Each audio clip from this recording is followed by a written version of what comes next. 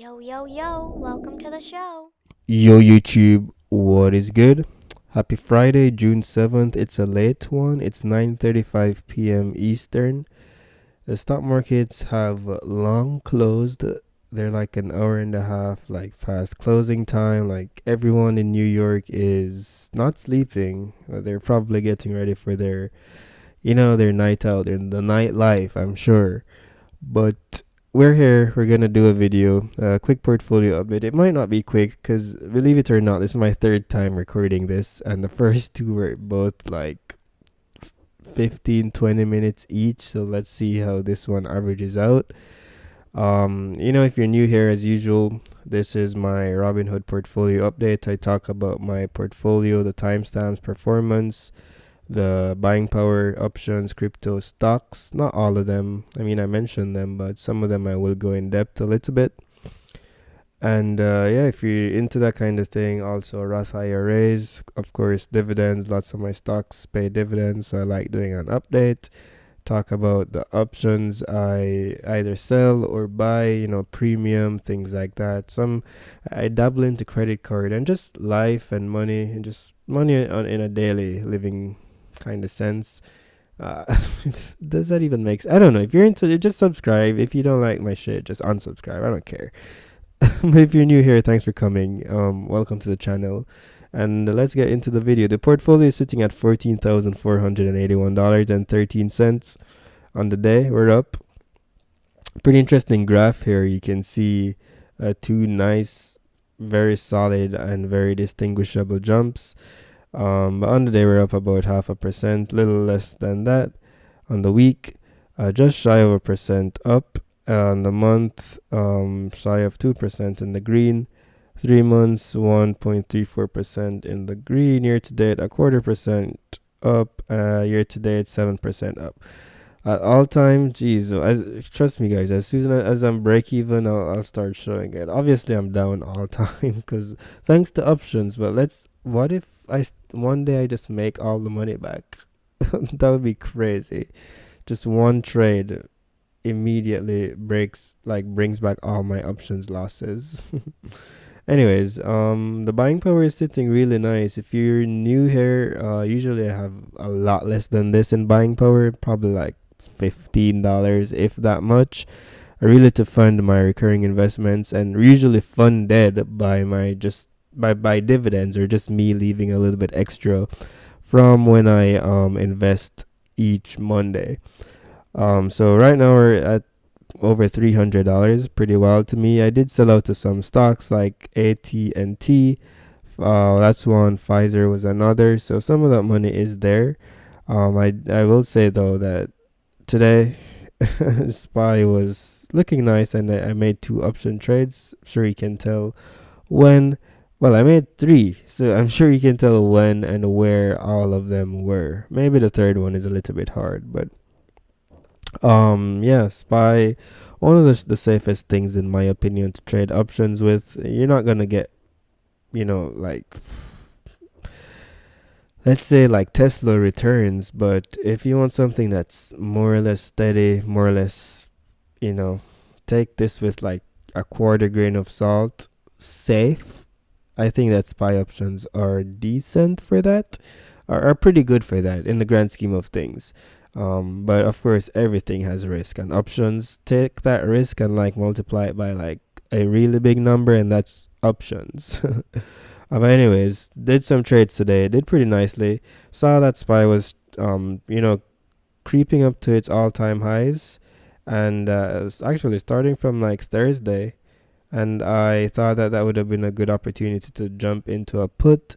So did that. I actually swung one of them overnight. Then today I did three trades on the SPY. I think two. I sold out to my overnight and bought and sold two on two occasions. So yeah, I have a one more day trade left, and I think I want to keep that one. I thought about swinging one overnight, but I didn't. So yeah, this is what we're left with. Can just look at the trades really quickly. As soon as this thing loads, I'm literally just trying to make up words to fill the gap right here. Finally, it loads. So on the 6th, you can see bought a put for the 11th. You can see I never bought a 0 DTE. Probably not gonna do that. That's definitely how I've lost like most of my option money because I didn't even know what I was doing. But now I know. Yeah. So yesterday, or really Thursday, yeah, yesterday was Thursday. Around noon, bought a put for the SPY. Thought it was gonna have a pullback type of day today, and it did somewhat. But we bought the 533 expiring in a week. Sold that this morning for 220s. Decent overnight gains, about $32 or so. Oh no, like 38, whatever it is. Made a pretty chunk of change on that. Then I saw that it was starting to come back, creeping back up to the all-time highs. Pretty much rinse and repeat. Buy one for that's the same put actually, same strike, same date, 156. SPY kept pumping up, like it's SPY going up. My put obviously is going down in value, so I averaged down actually. $93. I bought this one at about 10:51, and I bought the first one at 10:03. So about 50 minutes in between. Average down. Got the second one for $93, and I sold out of both of them for 276. Nice gain there, and then finally another opportunity presented itself. Bought one for $96. This one was the 534 because SPY was just like ripping. A 96 sold for 120. $24 return, and it's just nice. We made like $90 in just buying and selling SPY options. It's crazy to think that I remember when I was in college, my portfolio probably was $1,000. I'm like, oh my god, or like what's it called, PDT, pattern day trading, gotta have $25,000, and I'm still not like super close to it. But to now see that like my portfolio is almost 15,000, and I'm only gonna be 10,000 away from potentially having unlimited day trade, make that makes me feel kind of good. It's a nice goal, of course, just 25K in general, but to know that that's actually like a materialistic investing milestone, or it has value in it, I think that's cool. So if you don't know what I'm talking about, it's just that in Robinhood, if you have, I think if you have a margin account, you cannot have more than 3 day trades in like a 5 day rolling period, uh, unless you have an account value of more than $25,000. There's a little bit more to it. Like I'm sure there's like hella fine print and whatever, but generally that's the ideal. So that was the day with the SPY.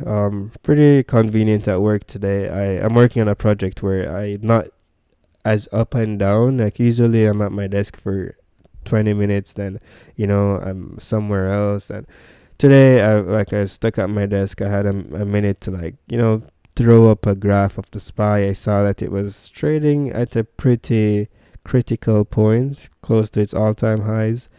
Thought I would pull up a chart, keep an eye on it, see if I can run in and out of some really quick positions. I thought about doing credit spreads because someone asked me, and shout out to that guy if he's listening to my videos or if he's watching this video. But I haven't done credit spreads in a while because SPY just got too volatile, and I like letting my credit spreads run to expiry. That's one of my own personal faults. I really can swing them, but there's just some value in seeing that 1 cent go down to zero. Well, you don't really even see it do that, but when it just you just wake up Monday morning and your money's back, and like it's nice. It's nice. I'm not gonna lie.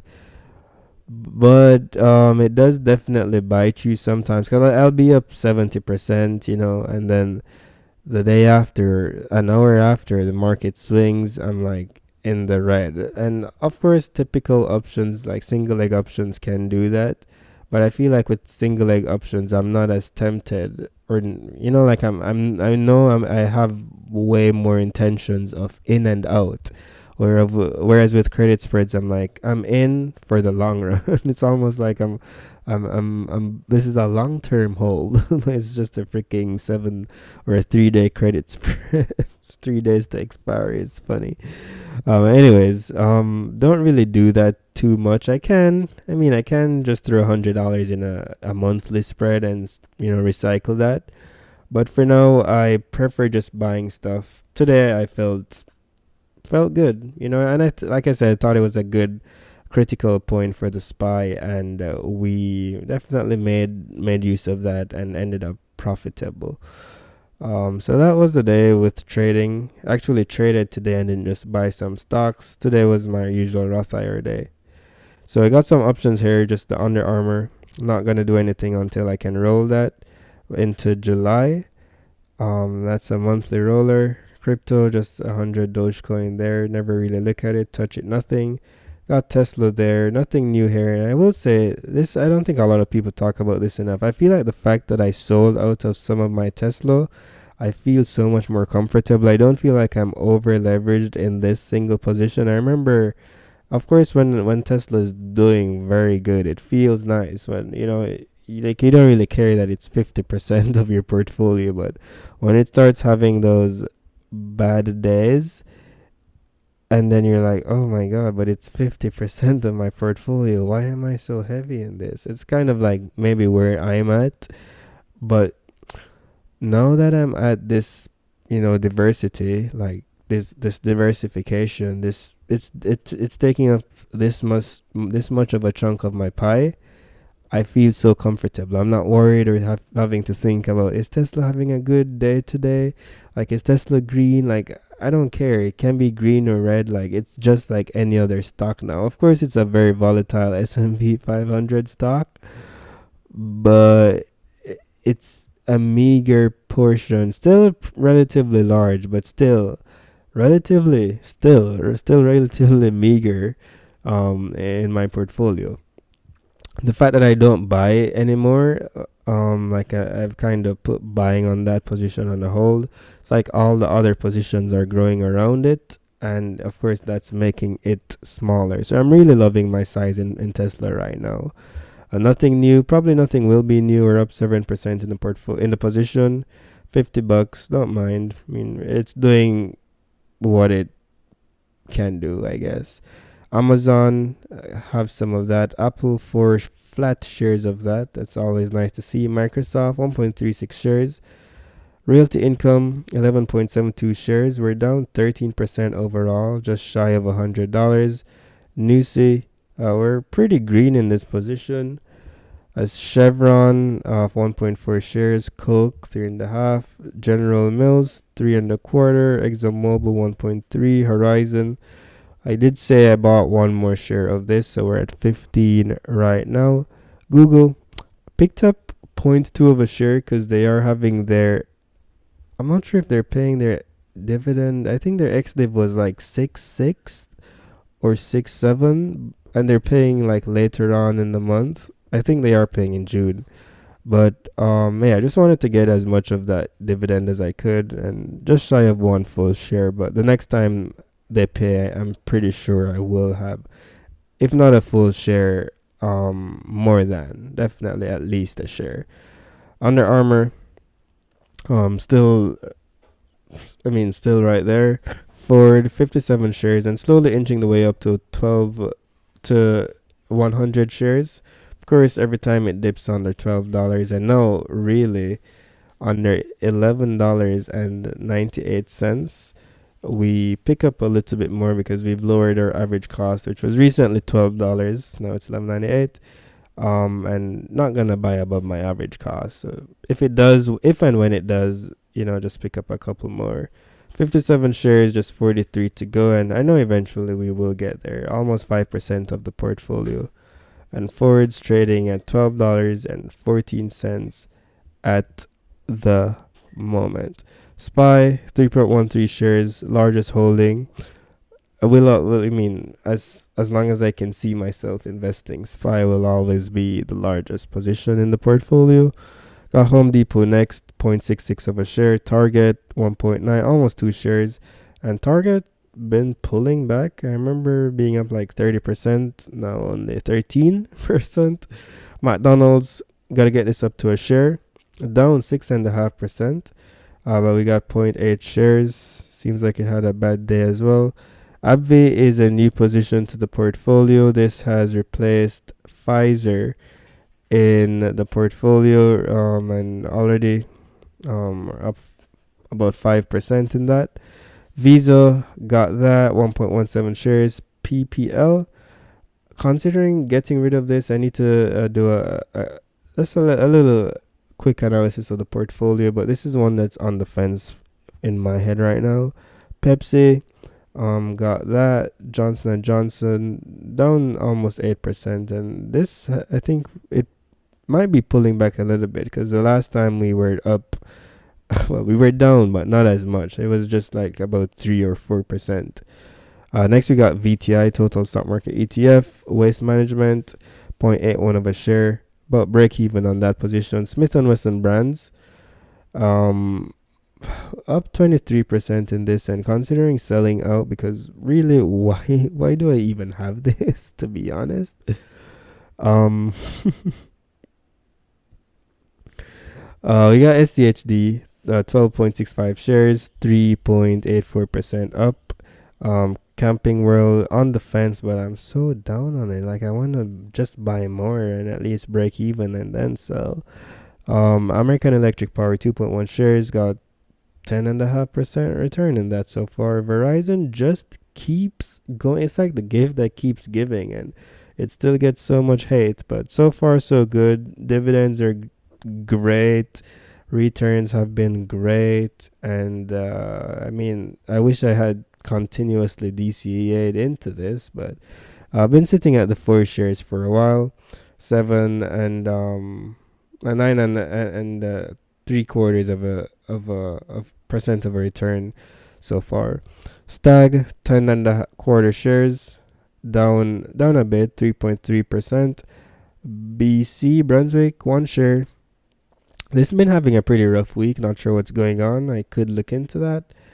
Spy G, we've got that. Almost 6 shares. Starbucks is next, and it's amazing to see Starbucks slowly come back. Like, now we're only down 5.38%. And wow, I know that number was like a lot bigger, like double digit, like 10 plus percent. But hey, we've been buying a little bit. Wish we were a little bit more aggressive, but we have other things to buy too. We've got Maine up 4.5% in that. 5 shares is what we have. O'Reilly, these three will be the recurring investments: O'Reilly, IGPT, and Sweetgreen. O'Reilly's the only one we're down in, but we're down quite a bit. But we're also up quite a bit in Sweetgreen. $24.64 is the return so far, but that's 35% return. That's amazing. Percentage wise, that's pretty incredible. Taking into account that's also a recurring investment. IGPT, up in this as well. This is this has Nvidia in it, but I really wish I had invested in an Nvidia. I'm not gonna lie to you. I was thinking I'd jump in after the stock split, but it's already at $1,200. It just broke 1,000. Like, Jesus, I don't know how much further can it go. O'Reilly, we're down a lot in that. O'Reilly is still pretty expensive though. We don't even have a tenth of a share yet. Finally, we got our last two stocks here. We got Costco and IAT. IAT is actually an index fund or an ETF. I keep forgetting. I'm sorry. But it is for the U.S. regional banks. It's a Dow Jones ETF, I believe. And we got Costco here, 0.55 of a share. So the portfolio is sitting pretty good. It's my recurring investments right here. That's how it looks. And yeah, nothing really new to say. I'll be dropping that video tomorrow. Look forward to that. On what I plan to buy next week in the portfolio, Tuesday and Thursday. And it's just nice to see that there's steady growth in the portfolio. Of course, much of this is my personal contributions, but slow and steady investing. Of course, I'm kind of reorging a little bit, just trying to sell out to the BS stuff, get into more solid, stable, long-term, sleep well at night companies and ETFs and things like that. So yeah, and the Roth is doing very well. So yeah, I'm pretty happy with where I'm at. Everything's going as well as I think it can go, given, just life.